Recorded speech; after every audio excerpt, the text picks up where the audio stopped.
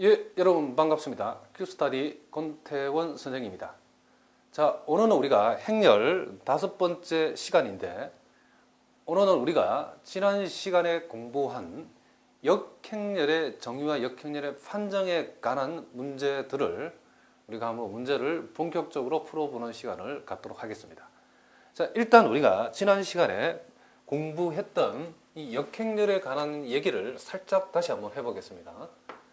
자, 행렬 A가 A하고 B하고 자, C하고 D라고 했을 때, 또 행렬 B를 우리가 X, Y, Z, W라고 했을 때, 자, 우리가 행렬의 역행렬 존재 유무를 판단할 적에는 우리가 이것을 이렇게 쓴다고 했답니다. 행렬 A의 절대값, 이것을 행렬 A의 디터민이라고 읽고 우리는 AD-BC라고 우리가 적는다라고 이렇게 정의한다고 얘기를 했답니다. 그런데 이 디터민에 대해서 매우 중요한 성질이 있다고 그랬죠. 그것이 뭐냐? 행렬 A하고 행렬 B를 두 행렬을 곱한 행렬의 디터민을 생각해 보라고 하면, 우리는 행렬 A의 디터민에다가 행렬 B의 디터민을 곱한 거로 우리가 쓸 수 있다. 자, 우리가 실제 우리가 지난 시간에 곱해서 이놈을 우리가 증명해 봤답니다. 그래서 이 사실이 매우 중요하다라고 했답니다. 그렇기 때문에 우리가 요 결론을 가지고서 우리가 여러 가지 역행렬을 판단하는 공부들을 했답니다. 그래서 오늘 여러분들이 이게 매우 중요한 공식이기 때문에 반드시 기억하고, 우리가 디터민을 이용해서 역행렬을 판정하는 그런 관련된 문제들 우리가 오늘 본격적으로 살펴볼 텐데, 여러분들이 이 공식을 반드시 숙지해야 된답니다. 아시겠죠? 그리고 우리가 다시 한번 우리가 행렬에 대해서 아직도 역행렬의 정의를 혹시 모르는 학생들이 있을까 싶어서 선생님이 기본 개념만 다시 한번 확인을 해보면, 우리가 행렬 A의 역행렬의 정의라고 하는 것은 행렬 A에다가 어떤 행렬을 곱했는데, 자, 앞에다가 곱할 수도 있고 뒤에다도 곱할 수 있죠. 그러면 역행렬의 기본 정의라고 하는 것은 이거랍니다. 행렬 A에다가 어떤 행렬을 앞이든 뒤에든 간에 곱했을 때에 그 결과가 행렬의 항등원인 단위 행렬을 만들어 줄 때에 요 X를 가리켜서 요 X를 행렬 A의 역행렬이라고 하고, 이놈을 우리는 A 인버스라고 쓴다라고 얘기를 한다고 했답니다.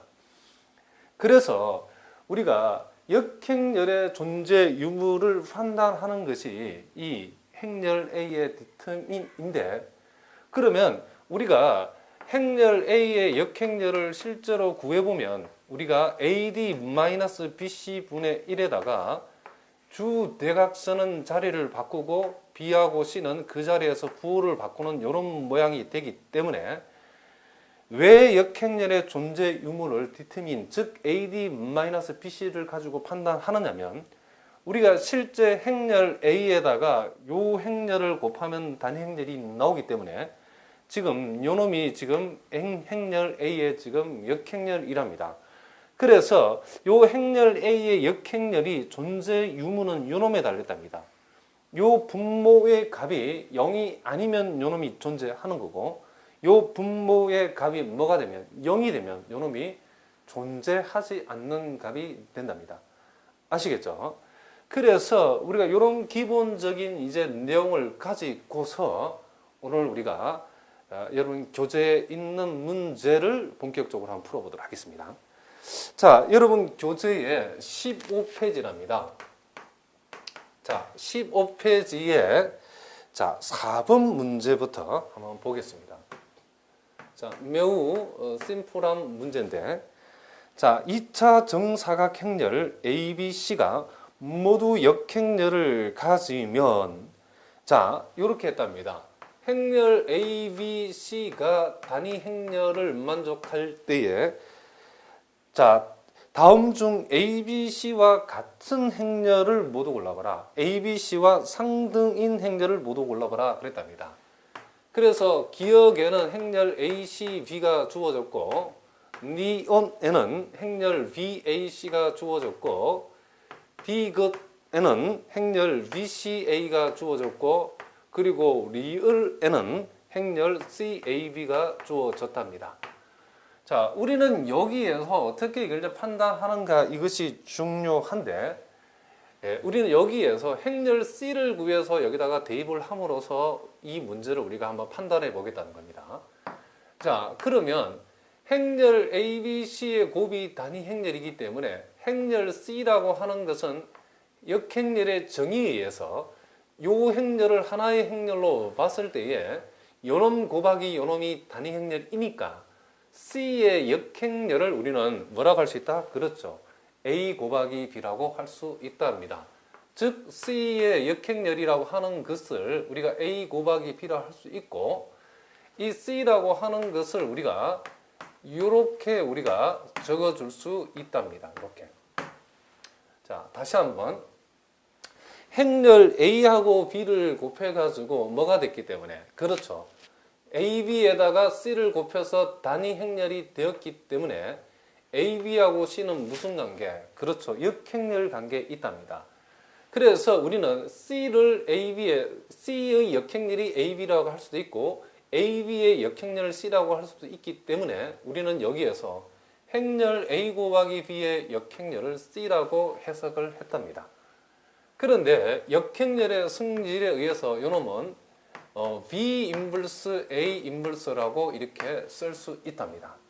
그래서 우리가 그놈을 여기에다가 적용하면 행렬 C 대신에 B 인버스 A 인버스를 우리가 생각해 보니까 이렇게 되어졌는데 이놈은 행렬은 교환법칙이 성립하지 않기 때문에 더 이상 계산되지 않고 그렇기 때문에 이놈은 단위 행렬이 될 수 없답니다.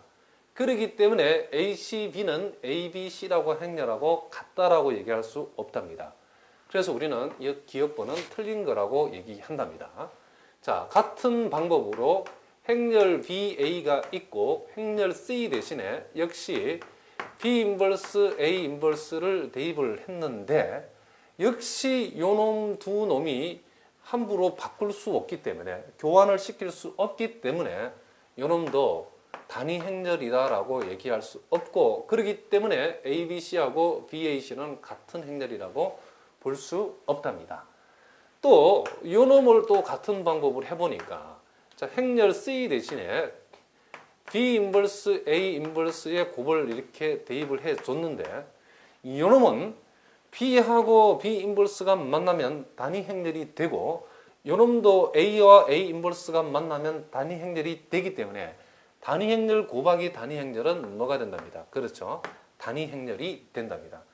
그렇기 때문에 행렬 ABC하고 BCA는 같다라고 얘기할 수 있답니다. 자, 역시 같은 방법으로 행렬 C 대신에 B 인버스 A 인버스를 이렇게 대입을 하니까 자, 요렇게 되어졌는데 요렇게 만나서 단위 행렬이 된답니다. 그러면 다시 요놈하고 요놈이 만나서 단위 행렬이 되기 때문에 우리는 요 전체도 단위 행렬이다라고 얘기할 수 있답니다. 그래서 ABC하고 이 CAB라고 하는 행렬도 같은 행렬이 된답니다. 그래서 답은 우리가 니은하고 리을이 답이 됐다라고 얘기할 수 있답니다. 그런데 우리가 여기에서 요 문제는 우리가 행렬의 교환의 성질을 이용해 가지고 생각해 볼 수도 있답니다. 자, 무슨 얘기냐 하니까 우리가 여기에서 행렬 ABC의 곱이 단위 행렬이다라고 하는 것은 이렇게 우리가 얘기해 볼 수 있는데 AB하고 행렬 C하고 곱이 단위 행렬이라고 하는 것은 행렬 A 곱하기 B를 하나의 행렬로 봤을 때 요놈하고 이 행렬 C는 뭐가 성립한다? 예, 그렇죠. 교환이 우리가 성립한다라고 얘기를 했답니다. 여러분 첫 시간 한 거 생각나시죠? 첫 시간 한 선생님이 했던 내용 중에 우리가 행렬 A 곱하기 B가 단위 행렬이면 행렬 B를 행렬 A의 인벌수로 A에 관한 거듭적으로 표현할 수 있기 때문에 A, B가 단위 행렬이면 BA도 단위 행렬이 된다라고 했답니다. 왜냐하면 요놈 두 놈 간에는 뭐가 성립하니까? 교환이 성립하기 때문에 그렇답니다. 그렇기 때문에 여기에서도 요것을 하나의 행렬로 봤을 때 요놈하고 요놈을 곱해서 단위 행렬이 나오니까 AB라는 행렬하고 C라는 행렬 간에 뭐가 성립한다? 그렇죠. 교환이 성립한다라고 얘기할 수 있답니다. 자, 그렇기 때문에 우리가 요놈을 교환의 입장에서 생각을 해보면 교환의 입장에서 생각을 해보면 우리가 이 문제를 이렇게 생각할 수 있답니다. 예를 들어서 여러분들이 지금 요 ABC가 지금 E라고 했는데 당장 AB하고 C가 교환이 성립하기 때문에 우리가 ABC가 단위 행렬이라고 했을 때에 이 AB라는 놈하고 그죠? C라는 놈이 교환이 성립하기 때문에 이놈은 CAB라고 이렇게 적어줄 수 있답니다. 뭐라고요? CAB. 그럼 이놈은 당장 요 리얼이 맞는다는 것을 보여주고 있답니다. 또 우리가 이번에는 행렬 그죠? 행렬 A와 B 행렬 B 곱하기 C를 하나로 보고 요 두 놈이 교환 성립한다라고 얘기할 수도 있답니다. 자, 이해가 되시죠? 요번에는 행렬 A와 행렬 BC를 하나로 봤을 때에 두 행렬의 곱이 단위 행렬이면 BC라는 놈하고 A라는 놈이 곱이 단위 행렬이면 A와 BC 사이에 뭐가 성립한다? 자, 이와 같이 교환이 성립한다라고 얘기할 수 있답니다. 그렇기 때문에 행렬 ABC에서 A와 BC 간의 교환이 성립하기 때문에 우리는 이걸 BCA라고 이렇게 적을 수 있답니다. 그러면 이놈에 관한 얘기가 바로 요 D급분이 된다라고 얘기할 수 있답니다. 그래서 우리가 이 4번 문제를 풀 적에는 역행렬의 정의를 이용해서 우리가 문제를 풀 수도 있고 우리가 제일 처음 시간에 배운 교환의 성질을 이용해서 이런 문제의 정업 판단을 할 수 있답니다. 아시겠죠? 자, 계속해서 여러분 교재의 그 다음 페이지를 보겠습니다.